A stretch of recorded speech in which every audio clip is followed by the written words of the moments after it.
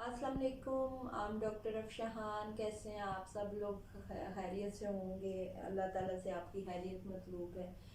अच्छा, मेरा सारे फेसबुक व्यूवर्स को पता होगा, मेरा स्वाद सरीना में टूर था 17 एंड 18 को। अब हम इंशाल्लाह वापस जा रहे हैं। बहुत ज़्यादा पेशेंट मैंने देखे हैं। कम अज़ कम मैंने जो पेशेंट देखे हैं तकरीबन 58 लोग मैंने देखे हैं सरीना में, स्वास में। और 58 लोगों में से 46 लोगों को मैंने कोर्सेज दिए हैं, और बाकी कुछ लोगों को मैंने सॉरी किया है जिनका मैं इलाज नहीं कर सकती, या मेरी समझ से में वो चीज़ नहीं है, या मैं समझती हूँ कि वो केस में हैंडल नहीं कर सकती।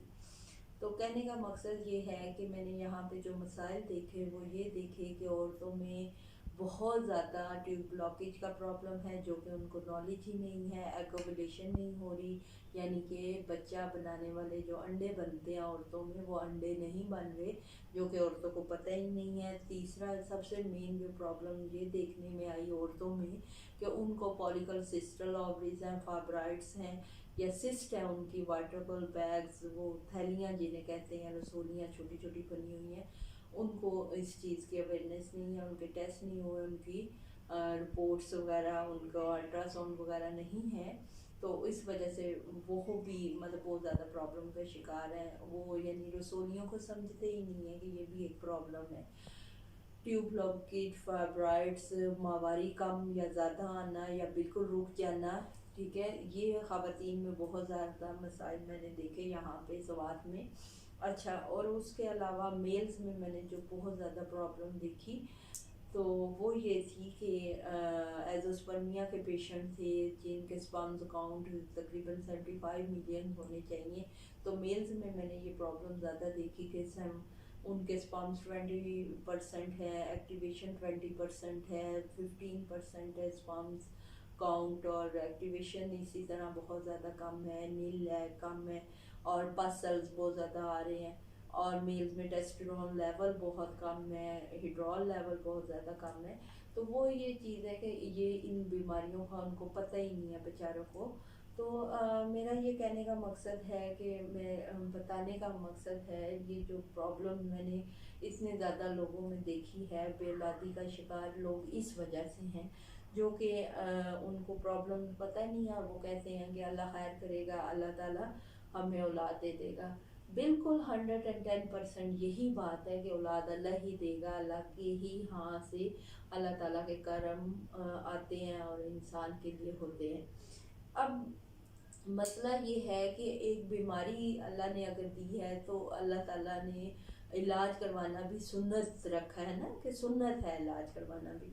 तो डेफिनेटली जब आप एक प्रॉब्लम के साथ अपने एक डॉक्टर के पास जाएंगे और उसे अपने मसाइल बताएंगे, तो वो आपका उसका सलूशन करेगा, तो आपको शुफा देगा अल्लाह में। तो मेरी यही कोशिश है, जितने भी 46 लोगों को मैंने अपने कोर्सेज दिए हैं, और अल्लाह ताला उनको मेरे हाथ से शुफा दे, और अल्लाह ताला मेरा भी अल्लाह ताला इज़्ज़त और खुलूस और जो प्यार लोगों ने मुझे दिया है वो कायम रखे, और अल्लाह ताला खैर करेगा। बहुत सारे लोग मेरे से ठीक हुए हैं 21 साल की मेरी प्रैक्टिस में, और इंशाल्लाह स्वात में विज़िट मेरा फ़र्स्ट टाइम था। वैसे मैं सरीना कोयटा में बैठती थी, पीसी कराची में बैठती थी। तो अफशा मेडिकल सेंटर जो हेड ऑफिस है हमारा, वो रावलपिंडी में है।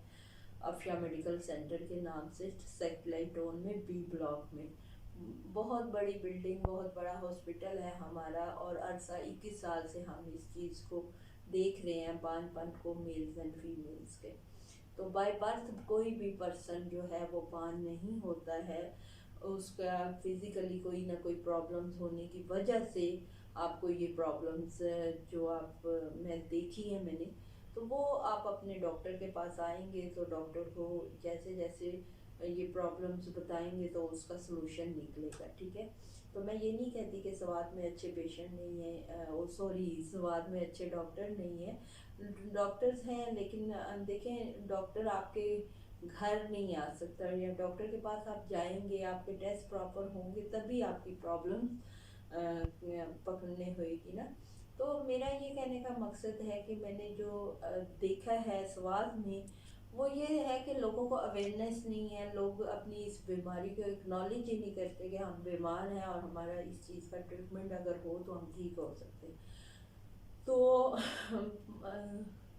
میرا اتنا ایکسپیرینس جو بھی میں نے یہ گین کیا ہے، جو میں نے دیکھا ہے کہ وہ بہت زیادہ ڈپینڈنگ توکل اللہ تعالیٰ پہ ہے، اور ہونی بھی چاہیے۔ میری اپنی بڑی اسٹرانگ بلیوز ہیں اللہ پہ۔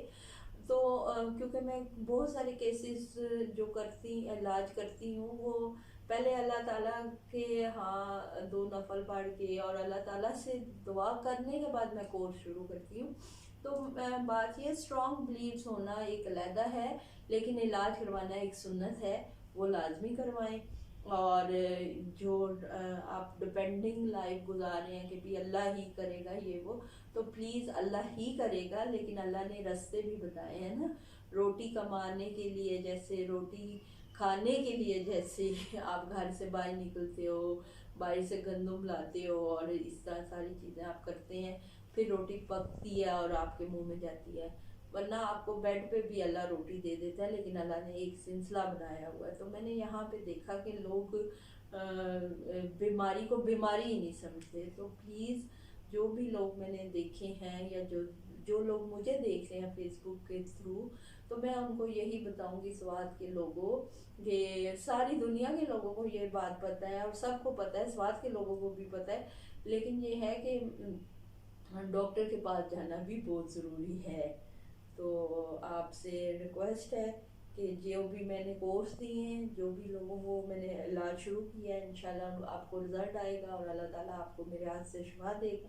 اور میری بھی اپنے رب سے یہ دعا ہے کہ اللہ تعالیٰ مجھے مایوس نہ کرے، مجھے اچھی خوشخبری آئے، میرے پیشنٹ ٹھیک ہو، اور میرے لیے ہمیشہ دعا کھولے۔ اور انشاءاللہ میں اب نیکسٹ جو وزٹ کروں گی وہ کلام کا کروں گی، کیونکہ بہت زیادہ لوگوں کے، عورتوں کے بہت زیادہ مسائل ہیں۔ تو میں اپنی بہنوں کے لیے انشاءاللہ جو بھی کر سکی میں ضرور کروں گی۔ تھینک یو، دعاؤں میں یاد رکھیے گا۔ اللہ حافظ۔